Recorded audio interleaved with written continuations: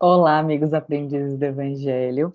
Hoje nosso comentário é do capítulo 169 do Pão Nosso, cujo título é Olhos, baseada numa fala que está na segunda epístola de Pedro, capítulo 2, versículo 14, em que ele diz: Eles têm os olhos cheios de adultério.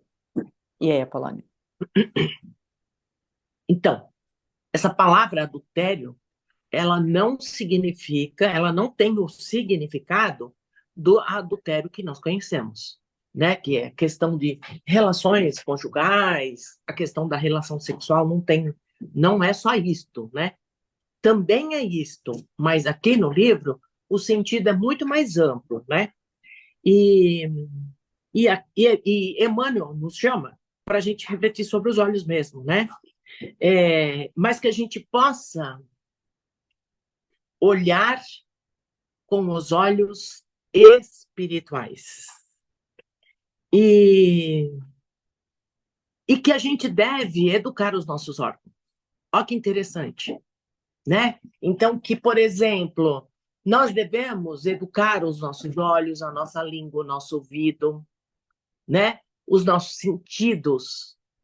Porque na vida a gente ouve muita coisa, tem pessoas que falam de tudo e a gente está ali no meio. E o que a gente tem que valorizar? Então, quando eu aprendo a valorizar as coisas que são de Deus, ou pelo menos eu não entrar naquela conversa, naquele diálogo, não fazer parte daquela fofocaiada toda, isso significa que eu estou educando os meus órgãos, tá? É, o adultério aqui realmente ele não tem o sentido da traição conjugal, né? Mas significa que é aquela alma que se desvia das leis de Deus, né? Ou das leis espirituais, aí como a gente quer chamar, né? Seria, por exemplo, aquela cobiça que a gente tem, aquela algo que a gente gostaria de ter e que a gente não tem e que a gente olha lá do vizinho, que puxa, o vizinho, puxa, ele conseguiu comprar um carro novo e eu não. Puxa, esse cara já comprou o terceiro carro novo e eu ainda não consegui comprar um. Enfim, são coisas tão pequenas, né? Isso pode estar relacionado com a questão do nosso trabalho. Poxa, o cara recebeu um aumento de novo e eu não, né? A gente só olha o que o cara conseguiu, mas a gente não olha o que ele fez, né? Para conseguir. Então, é a forma com que eu vejo a vida sobre as pessoas que estão ao meu redor. E quando eu só reclamo, eu estou mostrando como eu vejo a vida. Então, quando eu só reclamo, porque tem gente que reclama de tudo, né? Tem gente que não tem a necessidade de reclamar, mas reclama, né? Reclama. Eu dei até muita risada esses dias, eu passando por todos esses problemas, né? Com a questão da doença do meu marido, depois a morte dele e tudo mais, e eu conversando com uma pessoa que veio reclamar, que é a pessoa foi estender a roupa dela e a pessoa não usou os pregadores como ela queria. Aí eu falei, mas existe regra para colocar os pregadores? Ah, eu criei as minhas regras. Eu dei uma risadinha, pensei comigo, falei, ai Deus, como eu queria somente ter os problemas do pregador, né? Ia ser tão bom. Imagine, a pessoa estava reclamando da forma com que o outro estava pendurando a roupa e colocando o pregador. Então, assim, as pessoas se habituam a reclamar. Vira vício, vira hábito. E reclamar, gente, é muito feio, viu? É muito ruim quando a gente fica só reclamando. E às vezes a gente não percebe, né, o quanto a gente faz isso. Ah, e aí, então, é nisso aqui que Emmanuel fala: educa, educa seus órgãos. O que é um pregador, numa roupa, se seca ou se não seca, gente, o que, sabe? E aí as pessoas se magoam, ficam tristes, arrumam problema em função disto, uma coisa tão irrisória, né? E aí é que ele chama a gente para educar os nossos órgãos, né? É, para que a gente possa mudar o quanto antes, entendeu? Para que a gente use esta reencarnação presente para a gente acender lâmpadas. Lâmpadas que clareiam o nosso caminho, que clareia e que traz a esperança para outras pessoas, né? E aí entra o quê? O que entra nisso, nesse educar? É o orar e vigiar. A gente fala muito isso, né? Aqui no grupo aqui, a gente fala muito sobre isso. O orar e vigiar, ele tem que estar presente em nossa vida todos os segundos, mas a gente esquece, né? E o orar e vigiar, ele é uma ferramenta que a gente tem. Não vou dizer que eu, a Polônia, também não saio fora. Claro que eu saio, eu não sou santa, tá certo? A Lívia, com certeza, também. Às vezes, a gente tem aqueles dias que a gente, mas que a gente já comece a educar esses órgãos, né? Para que a gente não maltrate o nosso corpo futuro, nas reencarnações futuras, né? E também as pessoas que estão ao nosso redor, né? Que às vezes a gente sempre tem que ouvir os dois lados da moeda. É... Por quê? Porque eu tenho. Que é a verdade? A verdade para a Lívia é uma coisa, para mim é outra. É a mesma coisa que a beleza. O que é a beleza? Não existe um padrão, né? Eu posso achar uma coisa linda e o outro pode achar feio, certo? E na questão da verdade, ela é muito, está muito junto com tudo isto, né? E aí eu tenho que ter o compromisso de buscar esta melhora em mim. Eu tenho que ter esse compromisso. E quando a gente ouvir as fofocas, né? Ah, Polônia, qual é a sua opinião? Ou eu falo, ó, eu teria que ouvir a outra pessoa, olha, eu não tenho opinião formada. Eu gostaria de não me manifestar, né? E aí, no geral, a gente pensa somente em nós mesmos, né? E no seu, a gente não vê o nosso próximo, né? A gente não busca esse bem universal. É, e a gente só busca o nosso próprio eu.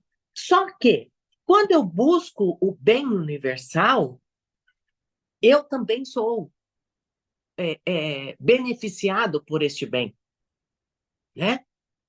E aí é que a gente precisa se educar, se entender, né? Que quanto mais gente tiver sendo beneficiado, melhor será a nossa condição de planeta. E aí, assim, é, a gente precisa ter responsabilidade daquilo que a gente vê, daquilo. E a gente tem, né? A gente tem responsabilidade sobre aquilo que a gente vê, sobre aquilo que a gente fala, sobre aquilo que a gente faz.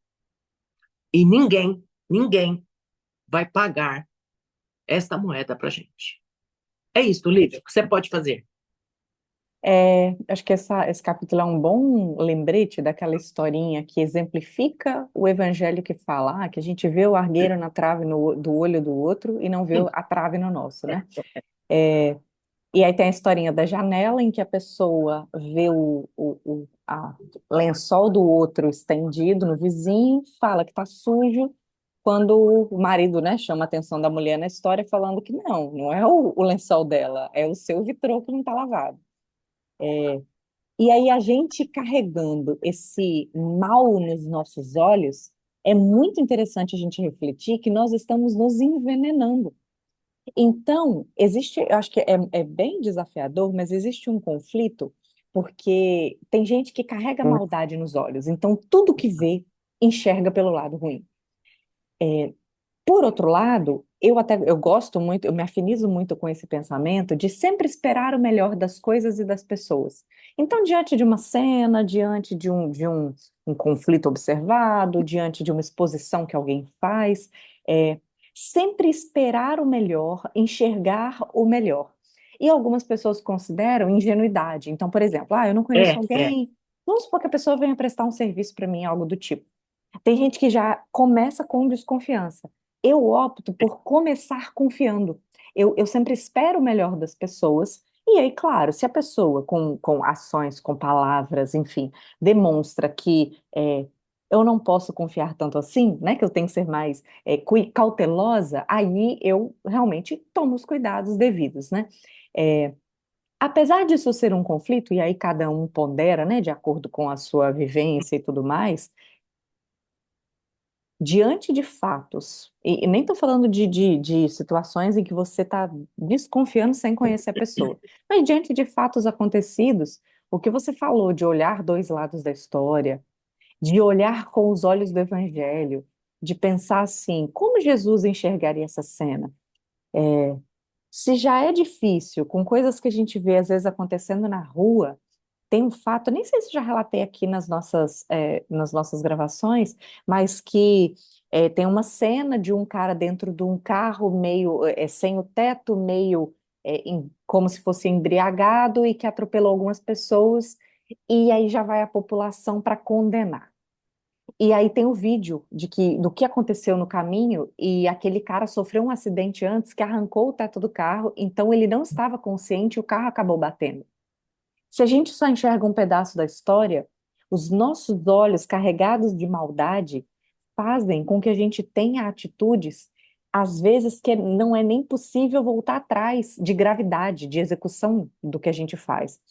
Então, se já é difícil nós sermos cautelosos, sei lá, com os nossos pensamentos e tudo mais, imagina a gravidade que tem quando a gente transforma isso em atitude. Então, como dizem, né, os olhos são as janelas da alma. Então, que as nossas janelas sejam limpas, né? Que as nossas Verdade. janelas tenham a lente do Evangelho para pensar como é que Jesus observaria, né, esse caso. Tantas pessoas, como eu sempre falo, né, das mídias sociais, as pessoas veem o vídeo e vem, ao invés de ver o amor que transborda, que está sendo compartilhado, vem crítica, vem detalhes, detalhes que denigrem o outro, né? E não tem nem meias palavras para denegrir o outro, né? Por meio de comentários. Então, mais uma vez, reforçando o que você já falou, orai e vigiai, porque os nossos olhos podem estar nos envenenando. Será É que verdade. estamos nos Como é que alimentando de quê? é?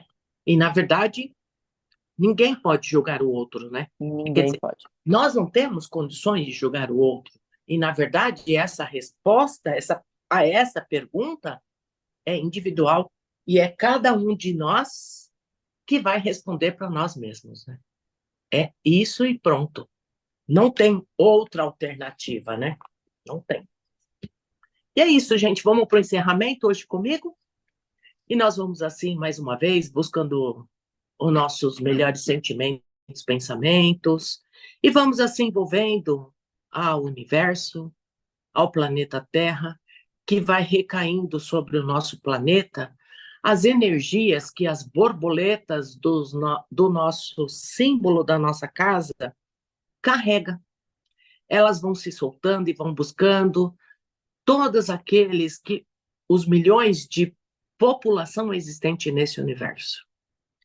Mas vai buscando principalmente aqueles irmãos que se encontram em dificuldades, seja pela guerra, pela fome, pela violência, enfim, por qualquer circunstância, essas energias vão chegar até esses companheiros.